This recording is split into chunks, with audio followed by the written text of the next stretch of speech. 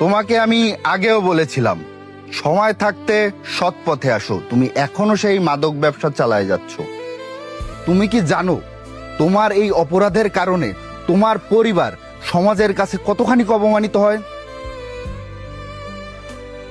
তোমার একটা সন্তান আছে না, সে যখন স্কুলে যায় তার সহপাঠীরা যখন বলে তোর বাপ একটা মাদক ব্যবসায়ী, তুমি কি জানো তার মনের অবস্থা কেমন হয়? তোমার বাবা মা যখন রাস্তায় চলাফেরা করে এই গ্রামবাসীরা কি বলে একবারও কি শুনেছো? তুমি একটা শিক্ষিত ছেলে, চাকরি বাকরি পাওনি, একটা দোকান করেছো। এই দোকানটা যদি তুমি ভালোভাবে করো, তোমার ভাত পরে খায়। আমি চাই না তুমি এই মাদক ব্যবসার সাথে আর জড়িত থাকো। স্যার, আমি তো চেয়েছিলাম আমার এই ব্যবসাটাকে আরো বড় করতে। তোকে আমার বোঝানোই ভুল হয়েছে, তার থেকে ধরে থানায় নিয়ে যেতাম, ওইটাই ঠিক ছিল। স্যার, এখন আমাকে বুঝাই কি হবে? আমি যখন দুঃসময় ছিলাম তখন আপনাদের মতো একজন মানুষকেও পাশে পাইনি স্যার। আমি লেখাপড়া শেষ করে যখন চাকরির জন্য গিয়েছি তখন শুনি অভিজ্ঞতা ছাড়া এই দেশে একটা বেসরকারি চাকরিও হয় না।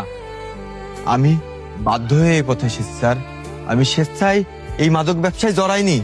প্রথমবার যখন পুলিশ আমাকে গ্রেপ্তার করে তখন আমার কাছে এক বিন্দুও মাদক পাইছিল না।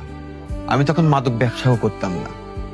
আমার এলাকার বন্ধুদের সাথে মিশে আমার মানসিক দুশ্চিন্তার কারণে আমি মাদক সেবন করতাম।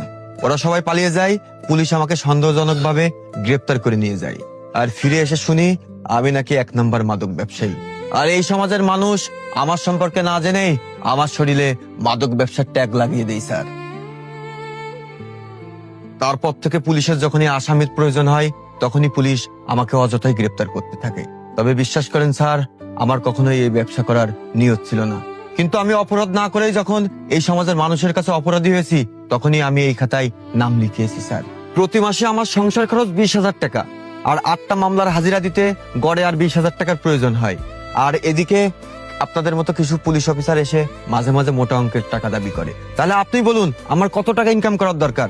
আমি কি চাইলেও এই ব্যবসা থেকে বেরিয়ে যেতে পারবো? তাই আমি সিদ্ধান্ত নিয়েছি এই ব্যবসাটাকে আরো বড় করব। আপনার মতো পুলিশ অফিসাররা শুধু আমার মতো খুচরো ব্যবসায়ীকে ধরতে পারে স্যার, কিন্তু এই দেশে মাদকের সাপ্লাই দেই কারা সেটা আপনিও জানেন।